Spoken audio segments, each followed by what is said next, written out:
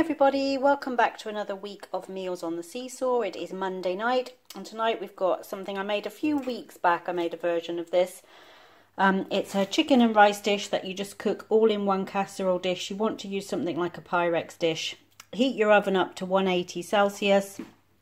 While the oven's heating, put the casserole dish in the oven with nothing in it.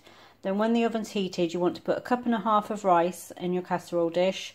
I've used long grain rice, you could use basmati, and then you want 1.5 cups of chicken stock and about another 1.5 cups, just a little bit less, of just water. Put that all in, put some foil over the top of your casserole, pop it in the oven for 25 minutes. While that's doing, you want to take some chicken thighs. You could use thigh fillets if you wanted to. You could also use pieces of chicken breast, but these are the bone-in chicken thighs. And you want to put some kind of a sauce on them, so some kind of a marinade. You could use like a barbecue. You could use something like a peri-peri sauce glaze. You could use an Indian curry sauce or a Thai curry sauce. The sort that you would use, again, like a paste rather than the really liquidy sauces. What I've done here is I've taken some hoisin sauce and I've just put it in my little food processor with a couple of big handfuls of raw peanuts. So this is not the salted kind of snacking peanuts, but the kind of more baking sort of peanuts. So they're not salted or roasted or anything. So you want to put a couple of handfuls of those in, and I put a splash of rice wine vinegar just to kind of up the Asian flavourings. Just pulse that all together a little bit. I didn't pulse down I didn't want to make peanut butter out of the peanuts, but I wanted it down into little pieces. Then I poured that over the chicken and let the chicken sit in that while the rice part was cooking. So after 25 minutes, take it out, take the foil off, pop your chicken pieces on top of the rice along with any extra sauce from the bowl. Foil back on, back in the oven for 10 minutes. Then you want to take the foil off. Turn your chicken, if you're using chicken thighs like this with bone in, just turn them over so that the underside is pointing up and let them cook another 10 minutes. And then you want to just increase the oven temperature to 200 degrees, turn them back over, skin side up, and give them another 10 to 15 minutes. So you want kind of 30 to 45 minutes cooking time for the chicken with bone-in thighs. Now, if you were using thigh fillets or pieces of chicken breast, you wouldn't necessarily want to do that extra 10 minutes at a higher temperature on the end. I've just done that because I've used thighs with bones in. And so it all cooks together. So the rice is really nicely flavoured with the chicken broth, but then it also has some of the flavours from the sauce that was on the chicken worked through into it.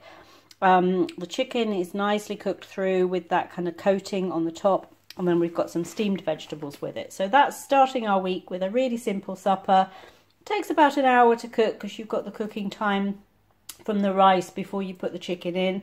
But it's kind of hands off. So once you've prepped everything, you just keep adding a bit more to the pan and it's done. So there's not a lot of, if you're just coming in from work and you want to get something started and then go and, I don't know, change clothes, relax a bit, catch up with family, whatever you do when you get home from work, and then you come back, pop the chicken on top, and 20 minutes later it's done. So quite a simple dish. You can flavour it whatever way you like. It's very versatile and a good way to start the week. Hi everybody, so it's Tuesday evening. Tonight we've got a Simply Cook recipe, which is Louisiana Linguine, which has got chicken, tomatoes, peppers, onions, a delicious creamy Cajun style sauce made with creme fraiche, and some linguine pasta. So really looking forward to this. The chicken is the mini fillets and they've just been coated in a Cajun style seasoning and then sauteed off and then stirred through with the pasta and the vegetables once you've made up the sauce. So I have done a recipe video for this for Simply Cook, just to show you how it comes together if it's one that you're thinking of trying. And yeah, off to enjoy this. It looks really tasty. Hi everybody, so it's Wednesday evening and we're just about to eat. Caleb had a big day today. It was his first day back with his childminder. While Tony's still home on furlough, he's going to go there one day a week, just really to spend a day with his friends and have some fun. So they've been doing races, playing football, playing board games, just chatting and catching up with his best friend. So he had a really super day, but I think he's quite tired tonight. but because he was at hers, he ate dinner with them, which again he was really excited about. So we are not feeding him tonight, and therefore I wasn't too worried that what we had would perhaps have been a bit spicy for him. But this is another simply cooked recipe. This is a Mexican pulled chicken. So it's chicken thighs, poached, and then pulled the meat apart, so like shredded. And then you combine it with a mole sauce, which is a really deep chipotle chili sauce, which has chocolate with it. So it's got a really rich colour and a really rich flavour. I've got that on some toasted brioche buns with some creamy coleslaw, crisp, crunchy coleslaw. I've got sweet potato fries, which have been coated in a chili seasoning mix or a Mexican seasoning mix, which came in the kit. And then the original recipe called for making your own coleslaw and using a chipotle paste in with your mayonnaise to make like a spicy coleslaw. But I decided, I knew this week was going to be busy. I decided to pick up a pot of ready-made coleslaw, which I've used. But I had some creme fraiche left from last night's pasta supper, and so I just combined that with the chipotle paste to make a nice little dip for the sweet potato fries. So that is our Wednesday night Mexican pulled chicken burgers, if you like, on buns, with sweet potato fries and a chipotle dip. Hi everybody, so it is Thursday evening. And tonight we've got a simple pasta bake. So this was, I just cooked some mince with some onion, peppers and mushrooms, put it in the base of the casserole dish, put about 250 grams of dry pasta over the top of that. I poured on a jar of this pasta bake from Aldi, the creamy tomato and herb, and then another jar of water. Stirred it all around, 20 minutes in the oven, take it out, cover it with some grated cheese, 20 more minutes in the oven. So the pasta is all cooked through and has absorbed all the sauce and the meat in the bottom. I stirred that around as we went, so that's all combined in with the pasta. And then to go with it, I made this delicious cheesy garlic pizza bread, but this is homemade, or sort of homemade, semi-homemade. So this is one of these packs of just raw pizza base. Now it does come with a little jar of pizza sauce, which is there, but I will just save that to use another time for something else. But it rolls out into two thin pieces, like you were making kind of flatbread pizzas, almost like that. So I just kind of joined them together in the middle. I then melted some butter with some garlic granules and brushed that all over the dough, sprinkled it with mozzarella cheese, a little sprinkle of Parmesan cheese and some oregano, and then just baked it for the time on the package, which I think was about 15 minutes. It is slightly doubled up in the middle because the two side by side didn't fit onto my baking tray. So down the middle bit here, you can see it is just doubled over. So I let it cook a little bit longer to make sure that that middle section was all completely cooked through. So the edges are nice and crispy, like a thin crust pizza. Then it's a bit more doughy in the middle. So that was just a little simple side dish to go with our pasta bake, and off to enjoy this on what is now a rainy Thursday evening. Hi everybody, it is Saturday evening, and oh my goodness, I've been looking forward to this dinner for about 2 weeks now. So a couple of weeks ago, if you recall, we had a cheeky KFC. It was my birthday week and I just didn't feel like cooking, so I picked up KFC on my way home. And one of our American subscribers, Jennifer, asked why we didn't have biscuits with it. So after getting a bit of a laugh out of that if we asked for biscuits here, we'd get a cookie. Because we just don't have anything that's like American biscuits. Scones are not the same. American biscuits are really flaky. They're made with buttermilk, and they are delicious with fried chicken. They're delicious with breakfast gravy, which is not gravy at all. It's a white sauce with lots of black pepper in it, and it has crumbled up sausage meat in it, and that over biscuits is delicious.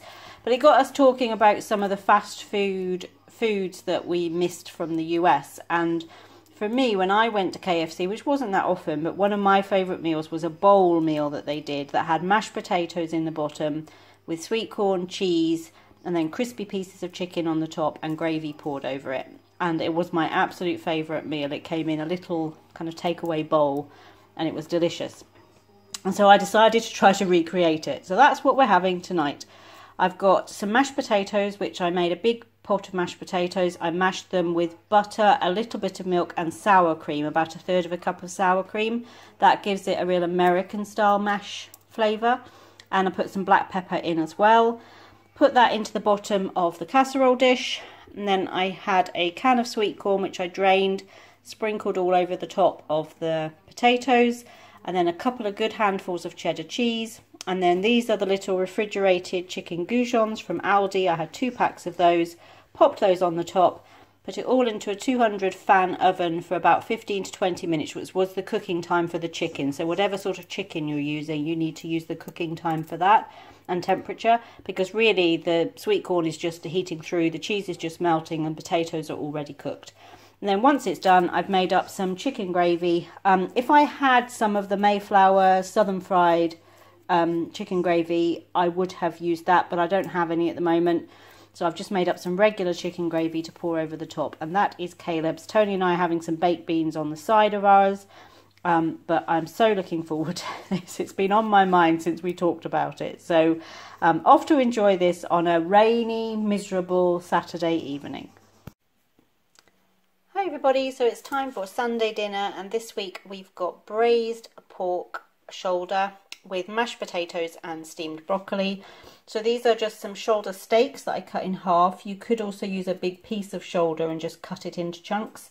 I then seared them in a skillet with a little bit of oil and butter combination, just to start to colour them, and not to obviously cook them all the way through, but just to get a bit of colour on the outside. Took them out of the pan and then added onion, celery and carrot to the pan. Let that cook away for about 5 minutes, seasoned it up with some garlic and a little bit of salt and pepper. I then added 3 tablespoons of tomato puree to give a nice rich tomatoey flavour, and let that cook for just a couple of minutes until the tomato puree was well incorporated and sort of starting to break down a little bit. Then I added 2 tablespoons of plain or all-purpose flour, which I just sprinkled over the top, and worked it through again for a minute or so just to let the flour start to cook out. Then I added 250 ml, so a cup of red wine. Let that cook for a couple of minutes to start to reduce. And then I added 2 cups of, or so 500 ml of beef stock, and put the pork back in. And then I put the whole thing in the oven for a couple of hours, probably 2.5 hours at 180 Celsius. So that really was just like, so pork shoulder is ideal for longer slow cooking, because it has, it's more marbled than like a pork loin would be. So this was, this could easily be done in the slow cooker, but I would do the searing and just cooking down the vegetables and that a little bit beforehand. It's got this lovely rich gravy on it. It's got the bits of tomato, bits of onion, celery and carrot in there. And then for seasoning, I just added 2 bay leaves and a kind of bunch of parsley that I kept together as a bunch, which I took out with the bay leaves at the end. So thank you for joining us for this week of meals on the SeeSaw, and we look forward to seeing you back here soon.